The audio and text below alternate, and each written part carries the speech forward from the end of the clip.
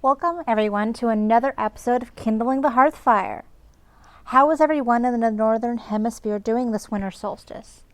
I hope everyone is planning on celebrating and having a great time. I know I am. Later today is my Protogove's ritual and potluck, and I can't wait to go. I also want to say hi to my listeners in the Southern Hemisphere, the few but the mighty. I hope you have a great time at your summer celebrations. Right now, you can find our podcast on Stitcher, iTunes, Podbean, and on Patreon. I would appreciate any and all reviews, especially on iTunes, which makes it easier for people to find us. I also want to mention that I have fixed the issue that rated the podcast explicit on iTunes. I had to change a setting I didn't realize was even there. On Patreon, I have 2 levels or tiers for patronage if you want to help support the podcast, each with their own rewards and privileges. Go to Patreon and check it out and help support the podcast and keep this going. All websites will be listed with links in the show notes as per usual, and also on the blog, and I'll also put that in the links as well to show where that's at. Now on to the rest of the podcast. Last time we discussed traditions popular in the Irish hearth culture during Samhain. This time we're going to be discussing the Vedic traditions celebrated during this time of year. So I did some research and here it is. There's a lot of information here. It's the religion of the ancient Indo-European speaking peoples who entered India about 1500 BCE from the region of present-day Iran. It takes its name from the collections of sacred texts known as the Vedas. It was one of the major traditions that shaped modern Hinduism. The Vedas were composed and handed down orally over a period of about 10 centuries, from about the 15th to the 5th century BCE. It's written in archaic Sanskrit, and there are several types of Vedas. The first one is the Rig Veda, or the Veda of verses, which is the earliest one. Is made up of about 1,000 hymns addressed to various deities. The Yajurveda, and I'm sorry if I'm butchering this, but I can't find a pronunciation key for these words, but I'm doing my best, which means the Veda of sacrificial formulas, contains formulas applicable to various rites, along with verses. The Samaveda, or the Veda of chants, is made up of a section of verses that are provided with musical notation. And then finally, the Atharva Veda, that includes incantations and magic spells. One of the prime things that is actually very different about the Vedic tradition is that it is actually based on a ceremonies based on that are marked by with fixed dates of the lunar calendar, such as when the full or new moon or the change of seasons, versus a lot of Proto-Indo-European religions who base a lot of their functions around the cycles of the sun. Each half year is divided into 3 seasons. Half the seasons are solar, half of them are lunar. Spring marks the head of the year and lasts approximately 60 days. It is followed by summer, which is extremely hot in that part of the world. After that came the warm rains in the rainy season. This is followed by the autumn, which is the time of harvest. Then comes the first phase of winter called Hemanta, followed by the second phase. These 2 phases together are often just called winter and the cold or cool season. In the Vedic period, deities ruled each of these seasons, and they were called on during prayers, taken from probably the Rig Veda and using sing songs and chants of that nature. Spring is ruled by the Vasus, the shining ones. Summer by the Rudras, the destruction gods. And the rainy season by the Adityas, the creative potency of the forms of the sun, the creation gods, that sort of thing. Autumn is ruled by the Visvadevas, the universal principles, and the winter seasons, which we're in right now, at least in the northern hemisphere, the winter seasons, which are ruled by the Maruts, or the wind gods. These Maruts consist of many gods and gods and goddesses, and since this is the time of year that we're in, I'm going to be going into a little bit more detail with this. Not too much. Like I said, there's a lot of information here, but I'm not really going to turn this into a history lesson as much as I can. So I'm just going to say 4 principal wind gods were, one was Vayu, the Hindu god of the wind itself. He's described as being an exceptional beauty and moving noisily in his shining coach, which is driven by from 2 to 1,000 white and purple horses. Like other atmospheric deities, he is a fighter and a destroyer, powerful and heroic. The second of 4 is the Murats themselves, who are attendants of Indra, who I told you earlier was the main god of their pantheon. There's lots of mythology and a lot of information on them, but they're mostly associated with Indra, and you can find lots of information on him in many, many places.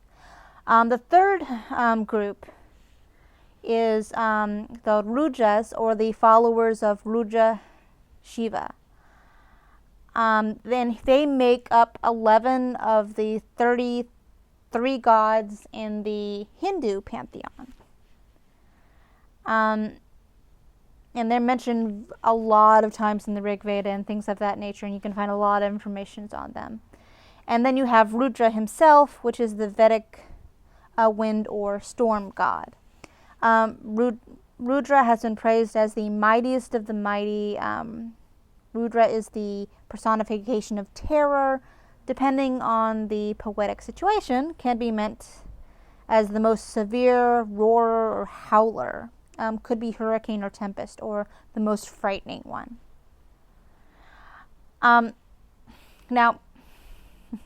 moving on from what the ancients did and how it relates to Hinduism and all that good stuff, let's talk briefly about what modern Hinduism may practice during this season. Pancha Gaptapati is a modern 5-day Hindu festival celebrated from the 21st through the 25th of December in honor of Ganesha. The festival was created in 1985 as a Hindu alternative to December holidays like Christmas by Sivaya Subramaniaswamy, who was born Robert Hansen, a Westerner who embraced Hinduism. The festival is uncommon among traditional South Asian Hindus, but is very popular in the North American region. During each of the 5 days of Panchi Ganapati, the entire family focused on a special spiritual discipline or sadhana. Because of the festival's importance as a new beginning and mending all mistakes, a shrine is created in the living room of the home and decorated in the spirit of this festive occasion. And each day the colors change to personify one of Ganesha's attributes. And offerings are given to the shrine, and there's gift giving. The gift giving is very similar to the Hanukkah tradition of being given a gift for each day, but basically you get the gift, and they're really small gifts, like they're a card. They're not really very monetarily big gifts. They shouldn't be, because this isn't supposed to personify materialism and things like that. It's a celebration of the spirit of Ganesha and generosity and that sort of thing. Basically, the gifts are offered to Ganesha on the shrine after they are received for each day, and on the 5th day, on the 25th, the gifts that are sitting on the shrine are then opened. So the gifts are given to the children each day, but they're not opened until the 25th or the 5th day. It's a really great tradition if you want to look it up, and if you want something that's more Hindu related that you want to celebrate during this time of year. It looks like a really good tradition that you could probably start with your family. And Okay, so now we're done with the history lesson. Okay, lots of good information there. You can probably find lots more if you just look up Hinduism, Vedism. This is just a quick little history lesson about the Hindu religion and the Vedic traditions that they stemmed from. Now, on to these submissions, where we find out what the Druids are up to and how they honor the kindred during this time of year. This time around, we have some written submissions and some that were even sent in. First off, we have Beige from the Las Vegas Grove down there with an invocation for Santa Claus himself. This is the 6th year they have done this invocation, and this year it was especially big with the kids that came to the ritual. We call out now to our most honored guest. O generous gift giver, we call to you. Come, Justice's jolly son, mirthful arbiter of youthful folly, bring your list, twice verified. Come, jovial joy-bringing elf, adroit chimney traveler, open your cheer-filled sack. O magnanimous magic maker, red-coated wonder worker, come, fill our hearts with a seasoned spirit, for we are hovering here at the hearth, and our stockings are hung with care. As we give you these offerings of cookies and milk, we await your arrival with bated breath, and eyes closed tight. Now, Santa, show your sooty self!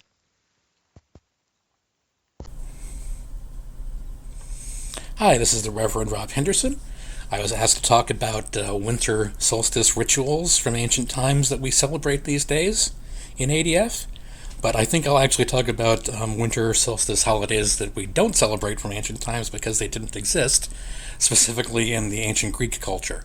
The Athenian ritual calendar really didn't have any kind of holiday associated with the winter solstice. There were a few festivals celebrated around that time, like the city Dionysia, but they didn't really have anything to do with, the light returning and the sun and the greenery and all of that.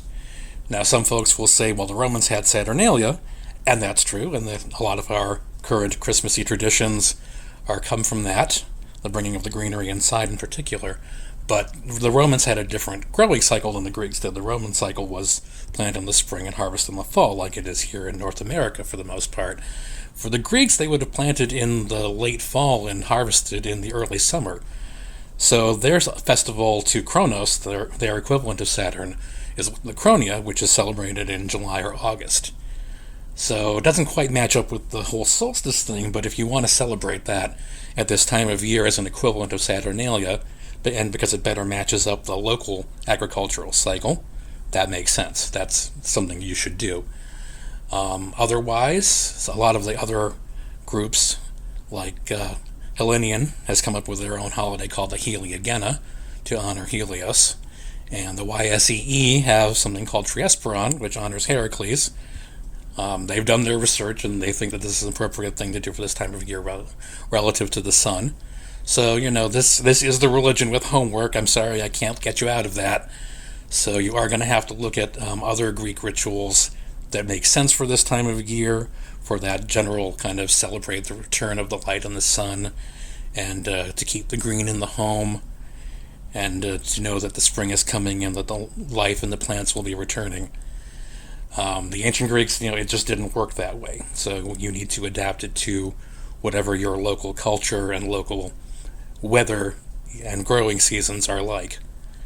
So no easy answers for this one, but whatever you do, make sure you honor the gods in some way at this dark time of year.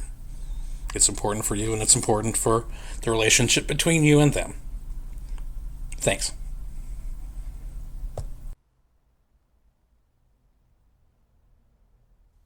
Hello everyone, this is John from Coast Oak Grove in San Diego, California, and I'm really happy to be talking about Yule and Winter Solstice for Kindling the Hearthfire podcast. Christmas time and Winter Solstice has always been very special to me ever since I was a child. The joy of the season has always been warming in my heart and a special time, and even now as an adult when I'm a druid and heathen, that specialness still comes through, and I'm really excited to be a part of it each year. And I just love how Samhain leads into the winter solstice time and through the rest of the winter. And it's quite different now that I'm in San Diego, where I don't get snow. I grew up in the mountains, and I love seeing the plants go into their dormant stages, and then we get snowstorms and all of that. It was really exciting and beautiful in its way. That was amazing. And I loved the Christmas specials, the songs, and the food and the warmth. And now I carry it over. I carry those things into my practices now, having that special time, that special connection as we move into winter solstice. And as we get to the darkest point at Yule time, then seeing the light start to come back, and I welcome the return of Saul's journey as she carries the sun across the sky and her journey lengthens, and we get to see the days get longer and the days get warmer, and it's really exciting to me. And I think that it's important that we still celebrate Yule and winter solstice, and to keep those traditions going that we grew up with of bringing in trees and decorating them and setting up lights and enjoying the light in the darkest part of the year, and honoring Sol as she comes back, and honoring the gods and goddesses and the nature spirits and our ancestors for just continuing on and keeping through the winter times and doing those wonderful things. So happy Yule, happy winter solstice to everybody, and I wish you all the very best for 2018.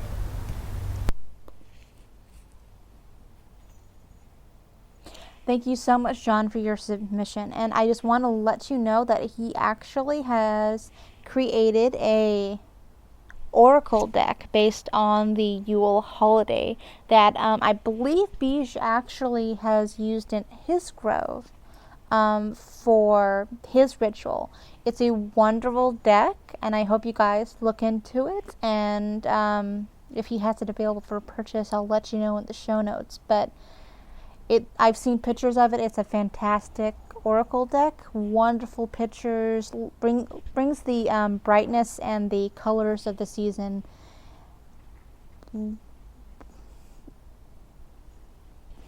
right into the deck. And I love the pictures that I saw. I hope you guys check it out. And I'll put a link to the notes once I can find the link to where you guys can check it out. Okay? All right, well, next up, we have a few submissions that came in from the Facebook group. Sam submitted a little poem that they wrote that he thought might be useful. It said that the calyx sang, lament for her tide that had fled. It said that the sailors heard, cry that great Pan was dead. It's said that Loki and Fenrir bring twilight to Asgard's doors. It's said that the cold winter snows cover the bones of the gods. But the thing about winter is spring comes, and the thing about twilight is the dawn. And the thing about death is rebirth, and the thing about the tides is that they return. Okay, and that was a lovely, lovely piece. And then Shawneen, also from Facebook, wrote in, I have a log that has been drilled to accept tapers. White for the shining ones, red for the nature spirits, and black for the ancestors. They hold some oasis foam into which seasonal greens have been placed. It's been used as a centerpiece for my Yuletide ceremonies for over 15 years. It makes a great Yule log. And there are pictures also on Facebook of her Yule log. I'll put links to that in the show notes so you guys can actually get a look at this Yule log. It looks fantastic. It's very bright, very colorful, and perfect for the season. If you guys wanted to take a look, I'll put that in the show notes so you guys can get some inspiration from that for your own Yuletide celebrations. And our last write-in submission comes from Jennifer. She writes in, I have a Yule log that my youngest son and I drilled out last Yule that also holds 3 tapers. We placed it in front of our non-functioning fireplace and light it and read books about the solstice and the rerun of the light as a family. My kids each get to open one gift, and the following morning we celebrate the light and have our full day of solstice activities, much like a traditional Christmas.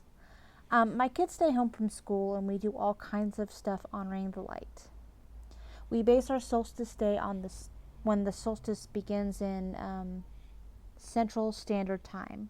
So this year we will start celebrating on the 20th at night and have our big day on the 21st. Last year it was the 21st and the 22nd. Okay, thank you so much for writing in and sending in your submissions, and I hope to hear more from everyone in the future. Next up, we have the recipe or the cooking portion of the show, and this time you're in for a real treat. The days are getting shorter and the nights cooler, at least around here. And for my family, rich chocolatey fudge has always been the centerpiece to our traditional Christmas or winter celebrations. This is actually the recipe that is on the back of, it's called Fantasy Fudge. It's on the back of the marshmallow fluff that we use, and it's a quick fudge. So it's not old-fashioned fudge that you have to beat and has the chance of turning into crystallized goo.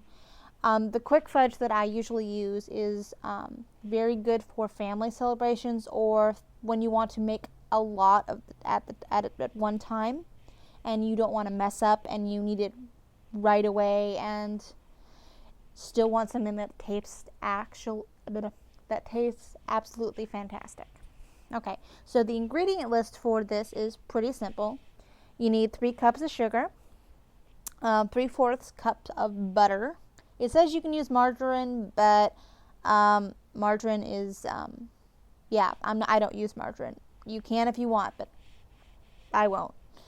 1 small can or 5 ounces of evaporated milk. You can get the larger cans, but I like to use the really small ones because it just makes a lot more sense to me because I make 1 batch of fudge usually per year. And I don't want to hang on to a half-used can of evaporated milk, but I also don't want to measure or add more measuring than I absolutely have to. So this is just a little bit easier. They sell them in 5-ounce cans, and it's evaporated milk. It's not sweetened, and that is very important. You don't want to add more sugar because the sugar liquid balance is always pretty delicate with fudge, so you really don't want to add more sugar or more liquid than you absolutely have to. So evaporated milk that is non-sweetened, and it's not condensed milk, it's evaporated milk. They sell it pretty regularly at most stores in the baking section. Okay, so 3 packages, 4 ounces each. Baker's semi-sweet chocolate, chopped up. I personally don't use Baker's semi-sweet chocolate. I use actually Hershey's bittersweet chocolate chips. And they ask for 12 ounces, so that's about half of the container that I have in my kitchen, which is a 24-ounce bag. I use the chocolate chips because then I don't have to chop up the chocolate. It's a lot easier, and I can just put it in a bowl set aside so I can just dump it in when I need to. Makes it a lot easier. Okay, and then 1 jar, 7 ounces, of jet puffed marshmallow cream. Yeah, this is the main ingredient that's really important to have, and it's also where this recipe comes from or is based off of. Okay, and then 1 cup chopped Planters walnuts. I like to do them coarsely chopped, and I always add a little bit more walnuts to mine. You can also exclude the walnuts if you're allergic to nuts and things like that.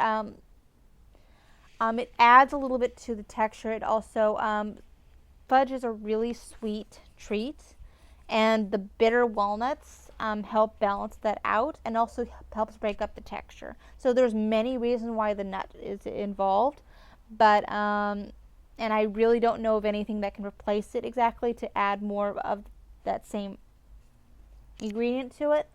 But if you want to exclude the nuts because you're allergic, that's perfectly fine. If you just don't like the nuts, that's fine as well. You can exclude them, but that's what they are in my recipe, so that's what you get. And then you also have the 1 teaspoon of vanilla. I'm not really exact with my vanilla. I've got a jar of vanilla that I basically just do a splash of vanilla at sometimes it's a teaspoon, sometimes it's more. It's not really exact, but they ask for a teaspoon if you want to be exact. Okay? So the instructions are really simple, but I will want to warn you that making fudge is you're making candy. You're boiling sugar. And so you need to be careful with this. I actually have a younger niece who was making fudge with me, and she was splashing the fudge around while it was boiling.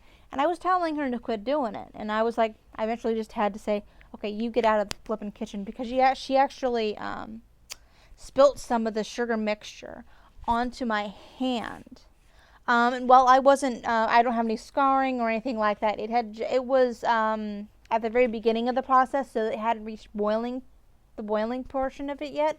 So I've saved from not having a scar on my hand. But once it reaches the boiling temperature, you really have to be really careful about it spilling, about it popping and getting on your hands, and you can't slop it around. You have to constantly stir it, but you have to be really careful not to slash it around. And also opt for the bigger pot for this, because I actually made fudge this year in a smaller pot, and I had about an inch, maybe less, to the top of that pot from how the sugar had expanded, and that was kind of scary. So bigger pots are always better. Just letting you know. If you think it can fit in the pot, make it a bigger pot. That's just my thing, just to be safe. But okay. So line a 9-inch square pan with foil, with ends of foil extending over the sides. This part of the recipe I completely ignore. There is so much butter and oil in this recipe that there is no way it's going to stick to the bottom of the container.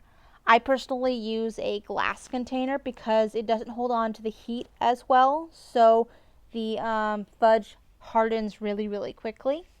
And also because glass is polished, so it doesn't stick as much. And also I just don't have that much tin foil around usually, because I don't use it for anything.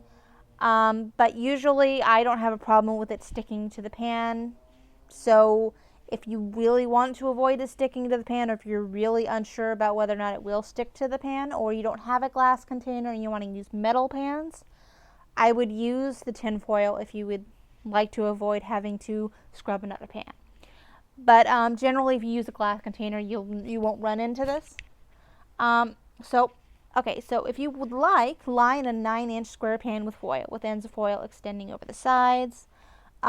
You bring the sugar, butter, and evaporated milk to a full rolling boil in a large, heavy saucepan on medium heat, stirring constantly. Like I said before, be careful about sloshing it around the sides and stuff, because you are boiling sugar. Be very careful. Okay, this is where I have my phone in the kitchen with me, so I can actually set a timer. Once it reaches the full boil, cook it for 4 minutes. Time it. And if you have a candy thermometer, this is the point where you would start getting it out, saying, okay, you want to reach your temperature of about 234 degrees Fahrenheit. And you're stirring this mixture constantly to keep it from burning to the bottom of the pan, because it gets really hot, and butter and milk tend to burn. After it has reached that temperature, or it's cooked for that certain amount of time, remove from heat. Add the chocolate and marshmallow cream. Stir until melted. Add nuts and then the vanilla after it's all stirred in and melted. Mix well. This is going to start to get hard because it's starting to cool down and solidify, especially once you've added the chocolate. It starts getting hard to stir. Stir it. You have to get it stirred really well and everything mixed together really quickly, because you don't want parts of marshmallow fluff showing up in a section of your fudge and not having it well mixed. You have to do it quickly, but don't panic about being so quick and sloshing around the sides and making a big old mess. you have time. You do have to do it quickly, but you do have time. You add nuts and vanilla, mix well, then you pour it into the prepared pan, spread it evenly to cover bottom of pan. Then you wait for it to cool. Use foil for handles to lift fudge from pan before cutting into squares. Like I said, I don't use the foil, just leave it in the container and cut it from the container. It works perfectly fine. But that is pretty much my basic recipe for fudge, and you can find it on the back of most marshmallow fluff cans or bottles.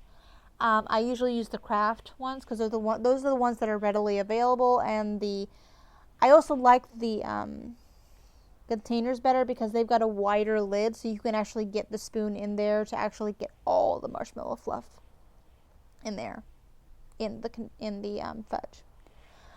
But yeah, I've made several batches of this year. It's a great recipe, and it's almost foolproof. You almost can't ruin this recipe. I have done it twice in the entire 20 batches that I've made over the years.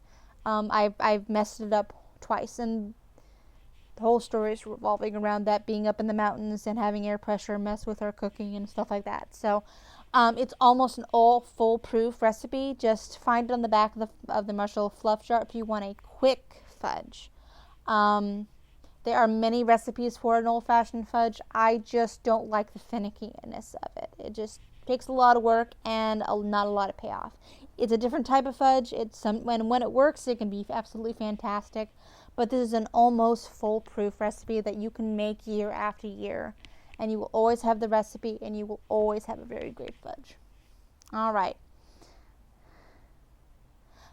This is very similar to my family's recipe.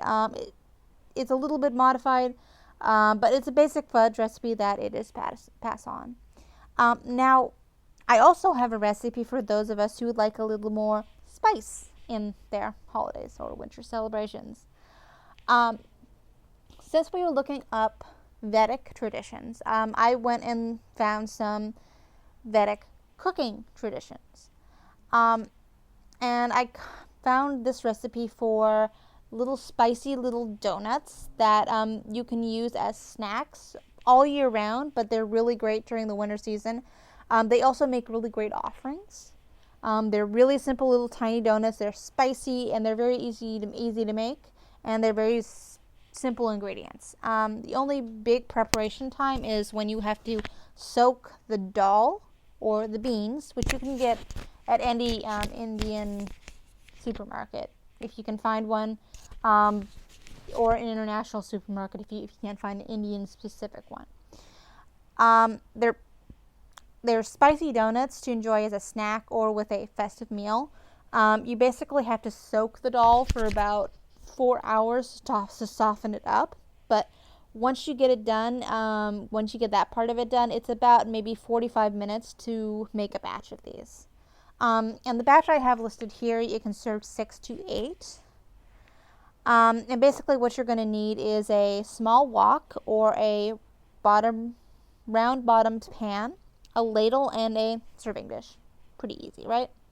Okay, so the ingredients are 1 cup urad dal, 1 onion, 2 green chilies, curry leaves, ghee, which is clarified butter, which you can also find in international supermarkets or Indian supermarkets. Or some, I've seen some supermarkets actually carry it. Whole Foods can carry it as well. And salt, of course. So, first off, you need to soak the dal in water for 4 hours to soften the beans up. Drain and grind the beans into a coarse paste. Mince the onions and the chilies. Add to the dal with salt and the curry leaves. Stir it together well. This turns into kind of a dough-like substance. Basically what you do is you take to make each vadai, roll a small piece of dough into a ball and flatten it. Vadais are usually about 2.5 inches in diameter and may have a hole in the middle like a donut, but it's easier just to have a flattened ball. It's just easier. So if you want to do it that way, that's perfectly fine. And basically you just deep fry it. Deep fry the vadai in the ghee until golden. That takes about 5 minutes. And there you have it. You set them up, and then you put them onto the serving dish and let them cool or not. And there you go. So it serves about 6 to 8. So there's about 6 to 8 donuts this mix actually makes. And they're really spicy, according to this particular white girl who can't stand spice at all. So take it with some caution if you are susceptible to overspicing things. My boyfriend will love these because he loves spicy stuff. So I'm actually planning on finding ingredients for this and planning on making this for my winter stuff. So yeah, so that's the recipe for the vadai, and I'm sorry if I'm mispronouncing it. If you have a better pronunciation of any of the words mentioned here, I would really appreciate it. Alright, next up we have our calendar. The next festival we have coming up is Pantheacon, which is a Pan-Pagan convention, and it runs from the 17th to the 21st of February. And this year it's being held in the DoubleTree Hotel in San Jose, California. And their website is Pantheacon.com. If you want to look up the schedule and finding out more information, go to their website, and you can find lots of information there and find out what's going on. And next up is a convention that was brought to my attention by an email from Joshua. And he brought this to my attention and let me know that next up on the calendar after Pantheacon is a Pan-Pagan convention, which has a large ADF presence, called Convocation. It is going to be from February 22nd to the 25th this year, and it's happening at the Dearborn, Detroit DoubleTree by Hilton. Its website is a little bit complicated to say. It's a little bit long, but I will have it in the show notes as well if you want more information on this great Pan-Pagan convention. And thank you, Joshua, for bringing it up and bringing it to my attention, because I kind of knew about it, but really didn't know much about it. And then next on the agenda for this coming up after that is the next one, which is Paganicon, which is going to be next year, showing up on March 17th to the 19th. And it's going to be showing up in St. Louis Park, Minnesota at the DoubleTree Park Place.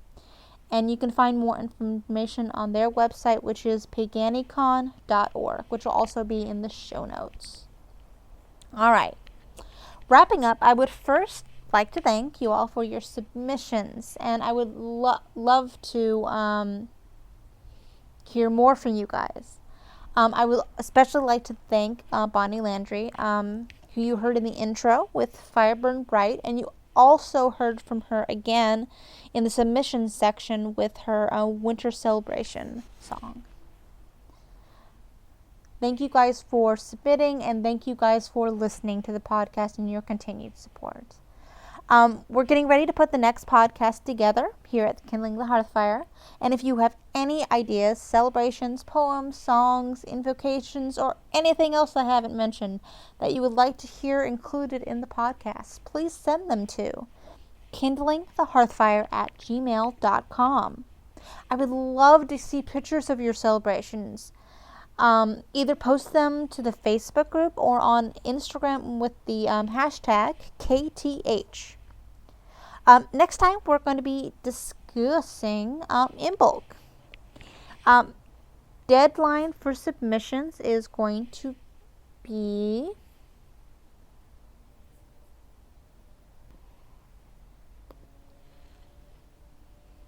Deadline for submissions for the next podcast is January 19th of 2018. And tune in Saturday, January 27th for another episode of Kindling the Hearthfire. And just to let you know, this is going to be our first episode of the second year that we've been running this podcast. And I want to thank everyone for their contributions and listening in for the last year. And I'm going to be doing something special for this next episode to celebrate. You can find our podcast on Stitcher, iTunes, Podbean, Google Play, YouTube, and on Patreon. Please support the podcast through Patreon and help us to continue this wonderful podcast for a second year. Be well, and may you continue to pray with a good fire.